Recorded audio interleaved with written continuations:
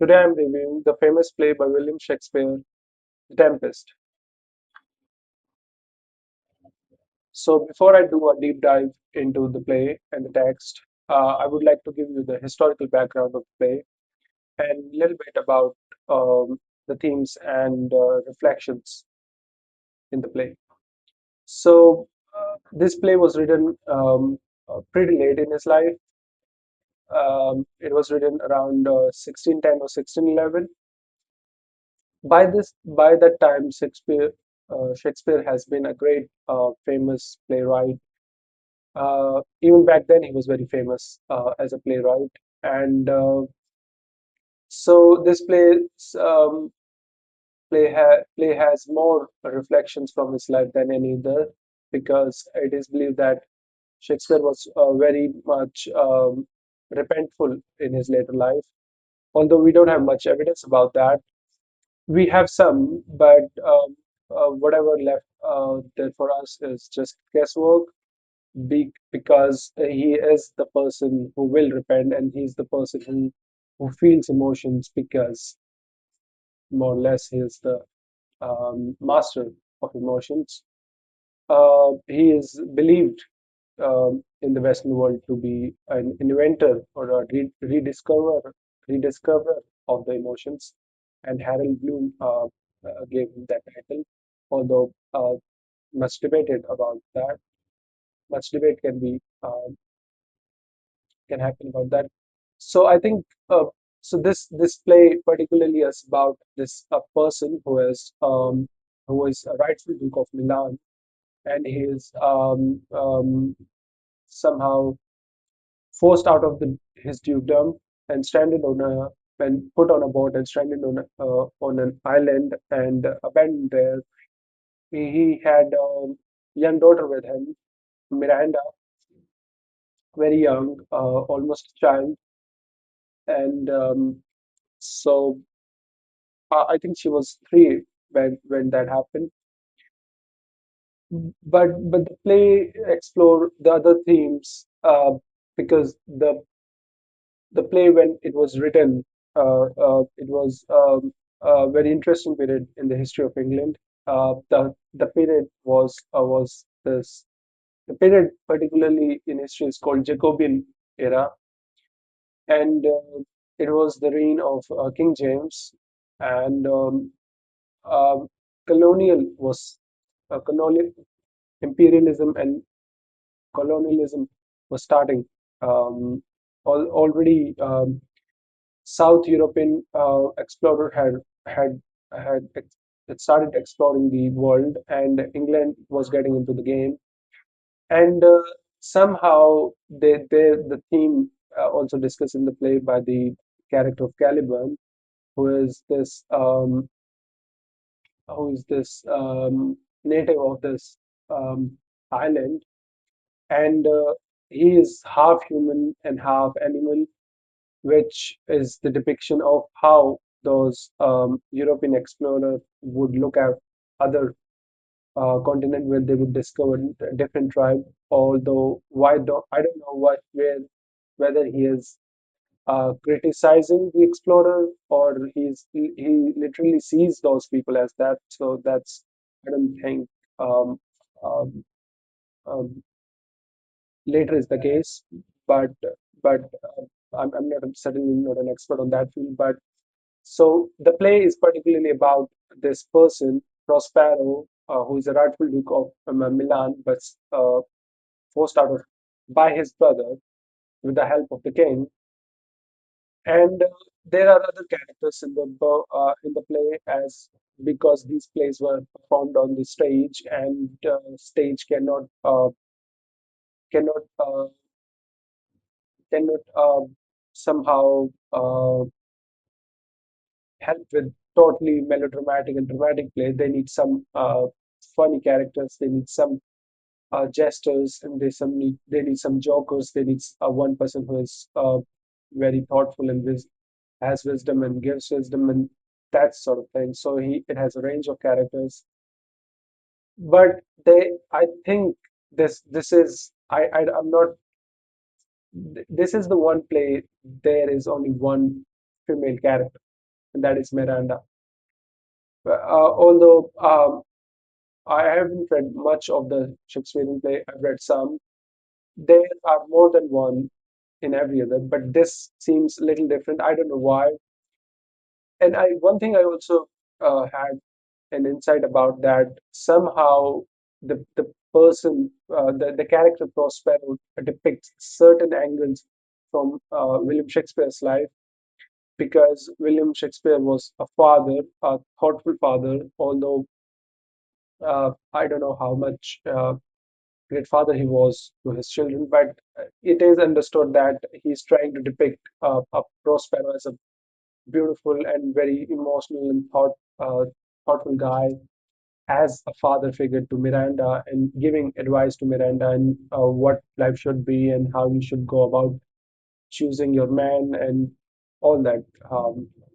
You know. So, um, what else? I can go uh, into the play and the text just to give you what's going on. So the play begins with these people, these nobles and royals and high dignitaries on this boat, and the storm started to take place in the oceans, and they are just about to die because the storm and the storm is so bad, it's just tide rising very high above above the top sail, and they are about to die, and they pretty much cannot do anything about it. They they are trying, they're shouting, they are running, so there's whole chaos on the and the Miranda, who's on the island, sees the ship in such a state, asks her father and what's going on. If because she is aware that her father is this. Okay, Prospero has magical power. He learned magic, and she is aware that her father is aware of doing such um, theatrics, and she said, "If you have done that, please stop this because it's looking like the sky is gonna melt because the show Grace flag. It's great metaphor for thunder and lightning, and because the sky is pitch black and gray, and it looks like something dark is about to melt, and so this it begins with whole different drama, right?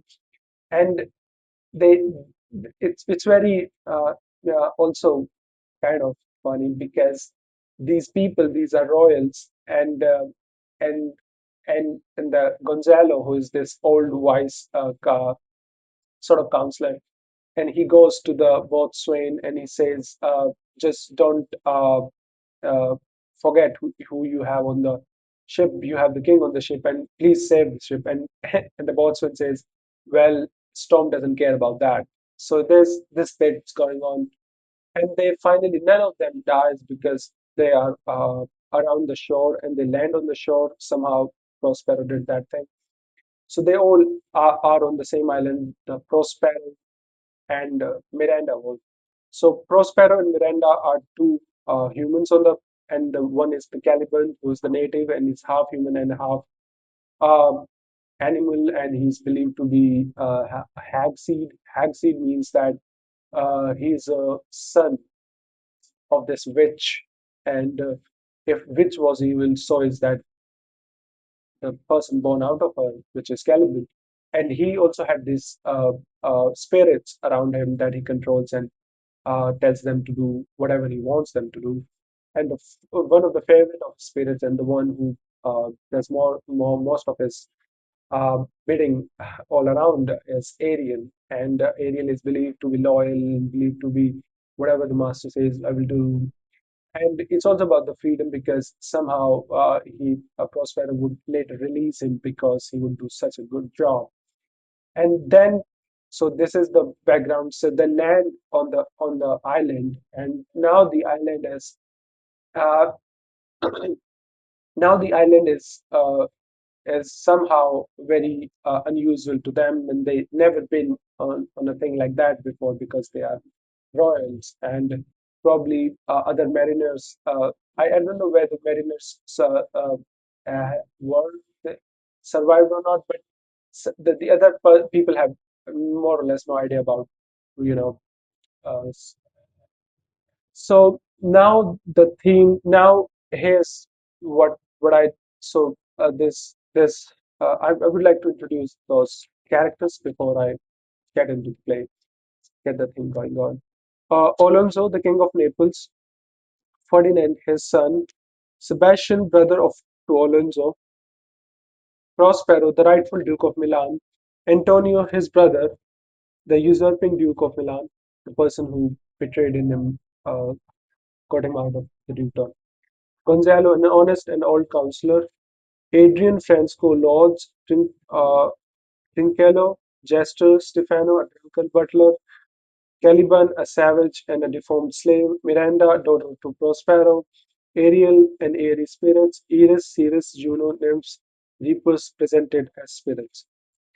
So that's what's going on, and so this uh, uh, as I think I've mentioned, it's this place is rich in father daughter theme, and they have more or less this um, dialogue going on throughout, and where the father Prospero is giving the wisdom to his young daughter, and so here's this text that I want to read that Miranda um, says to Prospero, and they're having this back and forth. Oh, my heart's bleed to think of the team that I've turned you to, which is for my remembrance, please you further. Prospero. So Prospero is telling the story how he was usurped, how he was forced out of his dukedom. My brother and thy uncle, called Antonio, I pray thee, mark me, that a brother should be so perfidious. He, he whom next thyself of all the world I love, and to him put the manage of my state, as at that time through all the signories it was the first, and the Prospero the Prime Duke, being so reputed in dignity and for liberal arts without parallel, those being all my study, the government I cast upon my brother, and my state grew stranger, being transported and wrapped into secret study, thy false uncle, dost thou attend me?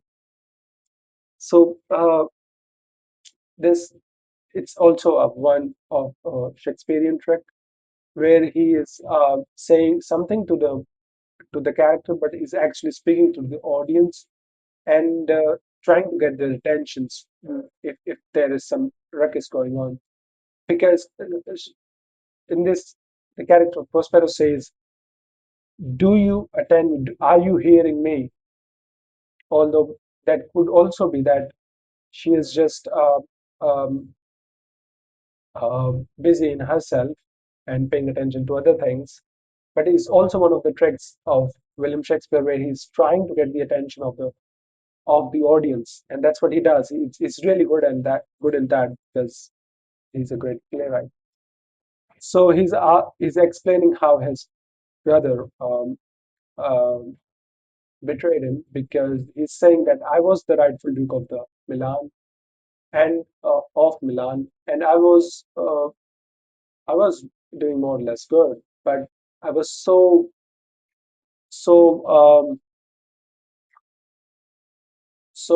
concentrated and focused in my studies of liberal arts, and that I didn't pay attention to my dukedom and the people, and so that's the reason that's happening to me because I was so interested and so fascinated and so in the study itself that I didn't pay attention to the dukedom and how it was functioning.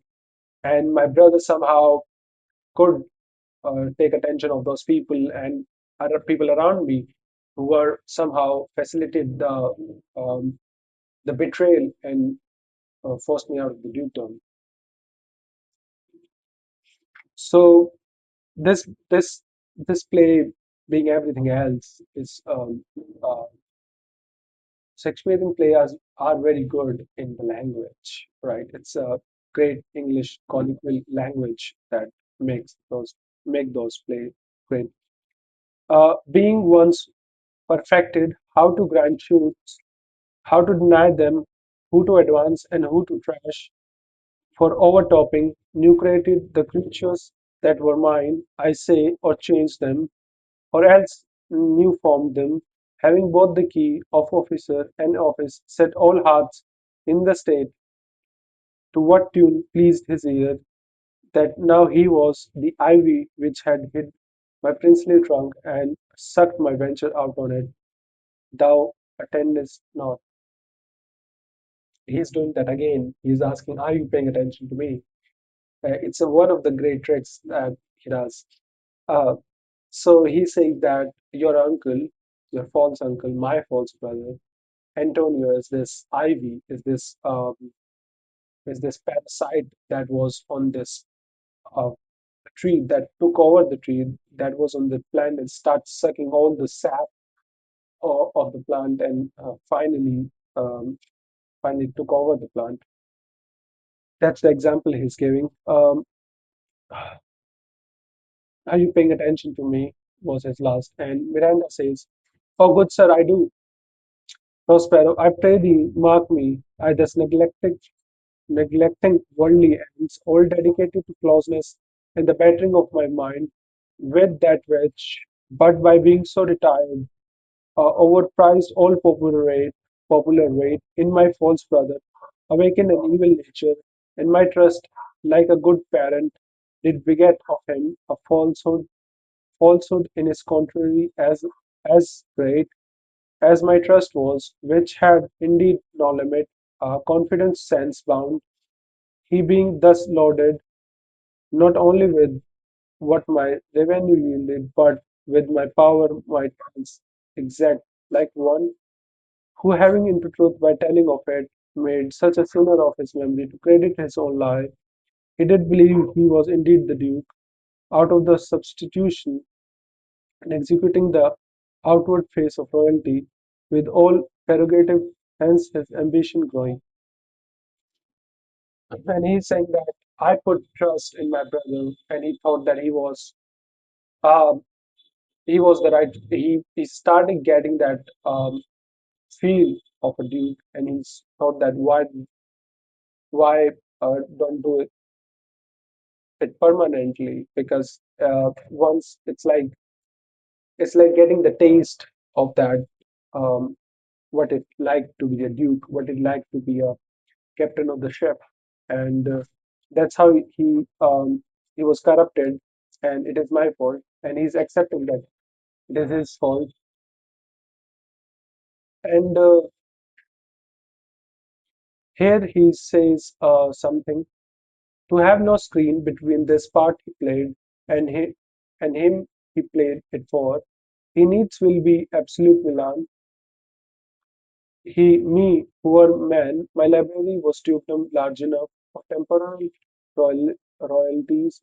He thinks me now incapable, confederate, so dry he was so was far sway with the kings of the Naples to give him annual tribute, to him homage, subject his coronet to his crown, and bend the dukedom yet unbowed as poor Milan to the most ignoble stooping.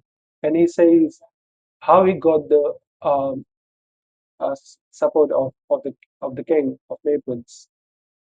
And he says that because my brother agreed that uh, the dukedom of Milan would come under the kingdom of Naples, and in that um, in that trade, you would support me in making my brother out of the dukedom and making me the rightful Duke of Milan. So this is the story, and here's it goes like that.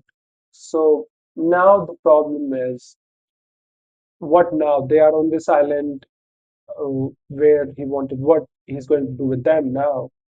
Will he kill them? That's not Prospero, because one of the other theme that is in the play is forgiveness, and that's what he does.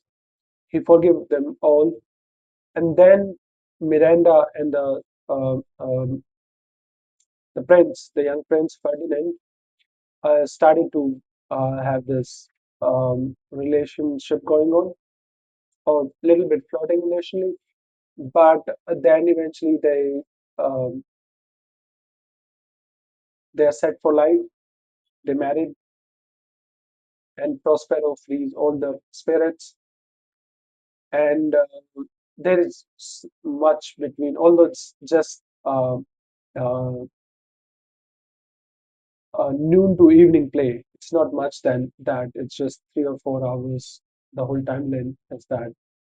But there's much going on between that, where these jesters have fun with the king and the royalties, and the Caliban has fun with uh, the jesters. And in the end, Ariel is freed. All the spirits are freed.